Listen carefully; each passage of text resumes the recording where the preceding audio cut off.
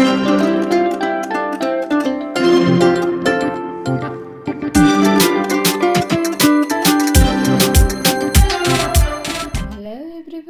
आज आम बनाया जाऊे mix fruit cake. Mix fruit cake पाई आम फास्ट 2टा अंडा नहीं जावा, पूरा एग व्हाइट आउ योग सह। तापर से मुझे हाफ कप पाउडर सुगर नहीं जाइए, सुगर पाउडर। तापर से मेल्टेड बटर ऐड करना 1/4 कप ऐड कर सारा परे एबे आमे हैंड ब्लेंडर द्वारा ताको भल भाव मिक्स करना। पूरा जमती कि जो फेणुआ फेणुआ पूरा जो जमती कि क्रीम मिक्स करती सेमती मिक्स करिया किसी भी दरकार नहीं।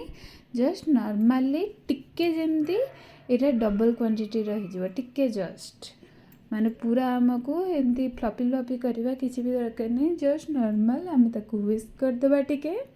तो देखो यही टाइप ही हवा दरकार। तो यही टाइप हो गला परे आमर रेडी हो जाइए एग मिक्सचर। एबे गोटे छणा वाला नहीं जीवा जाली से गोटे कप मैदा ऐड करनबा। से गोटे टीस्पून बेकिंग पाउडर ऐड करनबा। तापरे half teaspoon baking soda add करनबा। तापरे एबे ताको भल भाव सेव करनबा, माने जेमते कि छाणीदबा भल भाव चलैदबा। चलैदबार द्वारा सेटा भल से माने जमती मुंडा मुंडा रही एयर सर्कुलेट हो। तापर एबे ताको हमें गोले नवा व्हिस्कर द्वारा।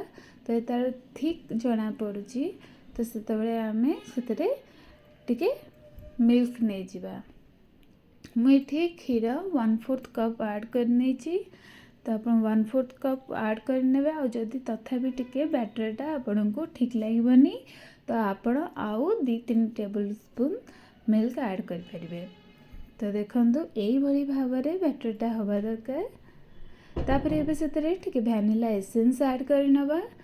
वैनिला एसेंस मुझे हाफ टी स्पून ऐड करिछि। आपण चाहे बेसी ऐड करि परिबे। देखो यही भाव में तार कंसिस्टेंसी रहा दरकार।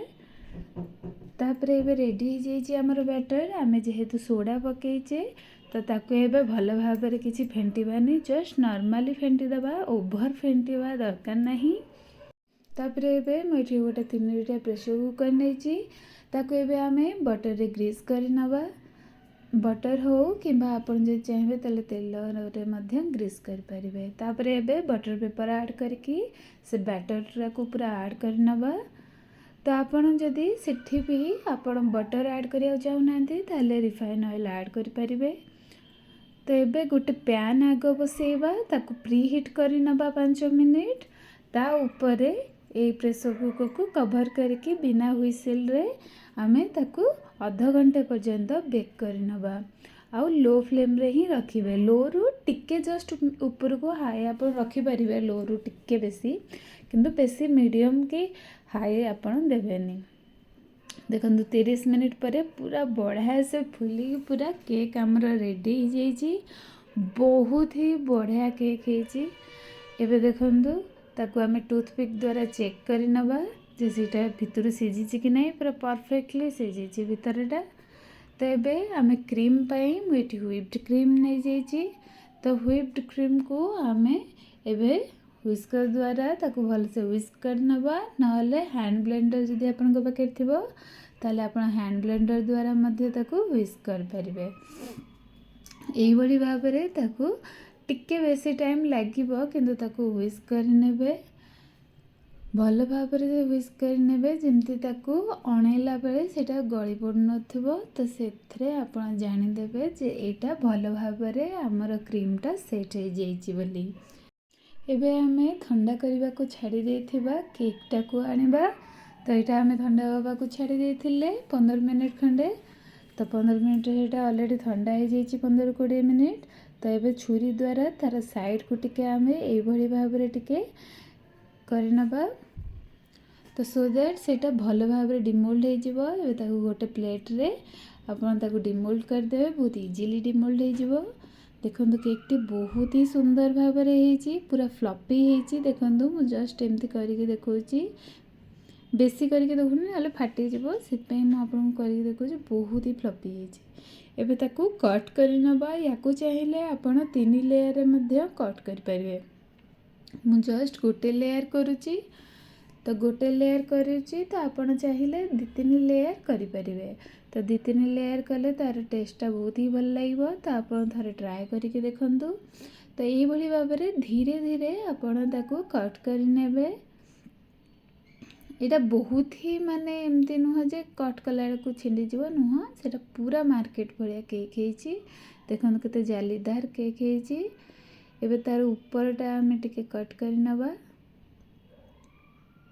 मु आपन को ऊपरटा कट करके देखौची केते सॉफ्ट होती। आपण एथुरु जानि परिबे। देखंतु केते सॉफ्ट होती माने बहुत ही सॉफ्ट पूरा जालीदार होती। तेरे केते कणा कणा टाइप रो होती। तो सेथुरु आपण जानि परथिबे एटा केते सॉफ्ट।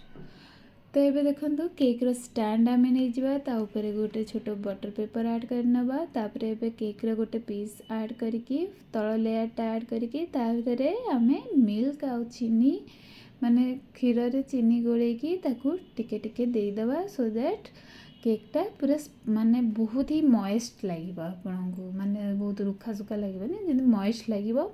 ता ऊपर आमे व्हिप क्रीम रो गोटे लेयर दे दबा। तो व्हिप्ड क्रीम रो लेयर दे देला परे एबे ता ऊपर आमे मन मुताबिक आपन पाखे जहाँ अवेलेबल थिबो फ्रूट्स ताको आपण ऐड करके सजाई देबे। तो एबे मो पाखे कीवी अवेलेबल थिला तो कीवी ऐड कर नउची एप्पल ऐड कर नउची।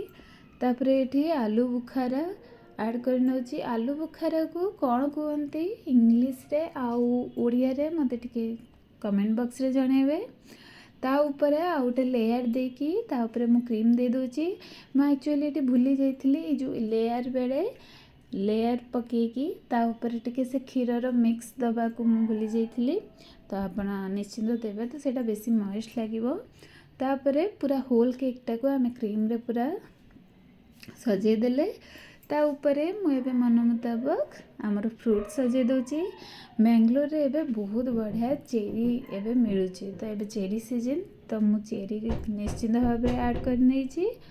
तो आपन को एरिया रे आपनकर जहाँ भी भल फ्रूट्स मिलुथबो तो आपण सेतरे सजे दे परिबे। एमती बेदना को भी आपण साइड रे सजे देबे बहुत ही भल लागिबो। तो याकू आपण फ्रिज रे आगो छाड़ी देबे आधा घंटे तापर आपण सर्व करिवे। आज पे एतिकी पुणी देखा नेक्स्ट वीडियो रे।